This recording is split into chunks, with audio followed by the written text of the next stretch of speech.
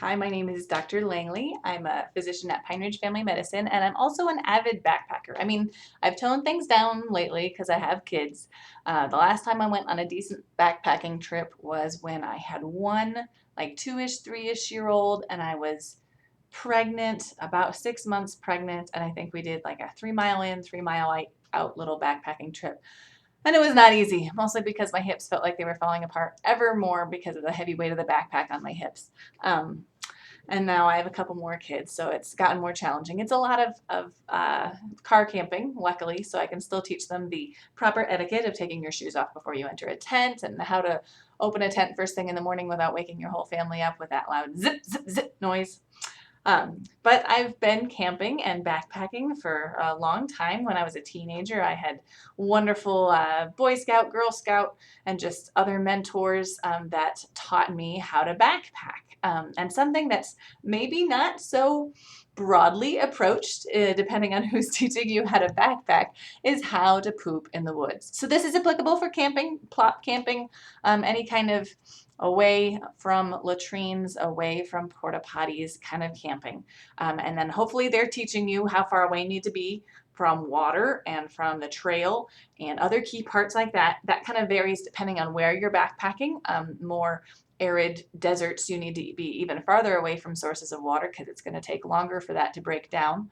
But hopefully you've got good instruction like that. But I'm here to give you the part that they don't talk about how everything changes when you're on the trail and how that impacts your bowels.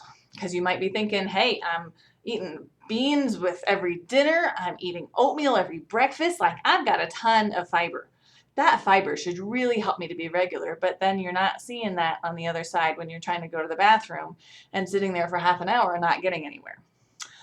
So a lot of the things that change on the trail impact your bowel movements for sure, and it can make for a really uncomfortable time. So the classic ways on how to resolve constipation, if you're feeling blocked up and you're getting hard little stools, especially ones that look like little rabbit poop, that's a sign that you're having bad things going on and we need to change things.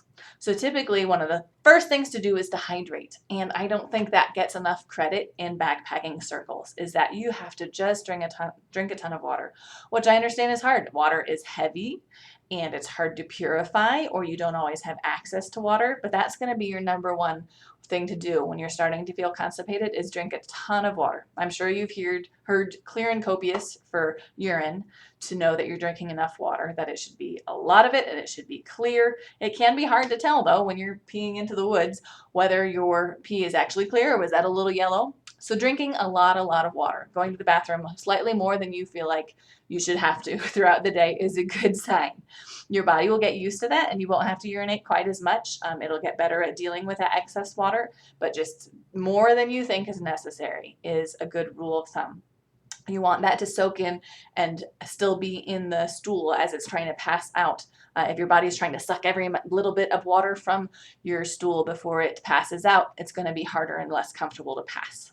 Another one is exercise. So that moving along really helps your intestines to move things along as well. So exercise can be a great solution for constipation. Many of you runners may have noticed that it's in the middle of your run that you notice that you really have to go. And that's true for backpacking as well. And then there's fiber, which we already mentioned a little bit. If you feel like you've really got fiber down, here's my challenge to you. Try looking into how much insoluble and soluble fiber you're eating, because that can make a difference too. But for everyone else, you're usually eating a good amount of fruits and vegetables. I hope 3 to 5 fruits and vegetables every day. And that changes when you're on the trail. You can't bring an apple or a peach or some cherries on the trail. So you're eating dried fruit, which means you need to drink more water, or you're just not getting that in and you're getting most of your fiber from beans and oatmeal, which is good, but if you don't have that water to balance it out, it's going to make problems worse.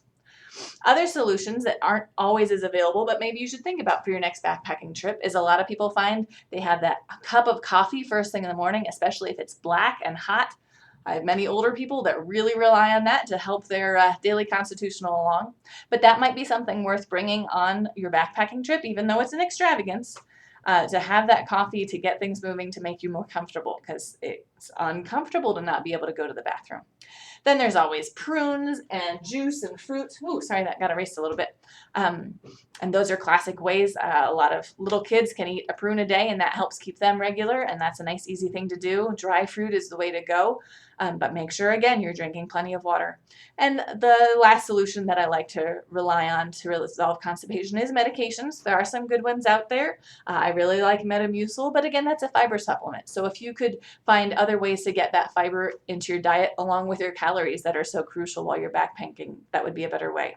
So I hope you enjoy your next backpacking trip and that it's a little bit more comfortable with this advice. I think that this video would also be interesting to you, and please subscribe to my channel right there to find out when I release more content. Thanks.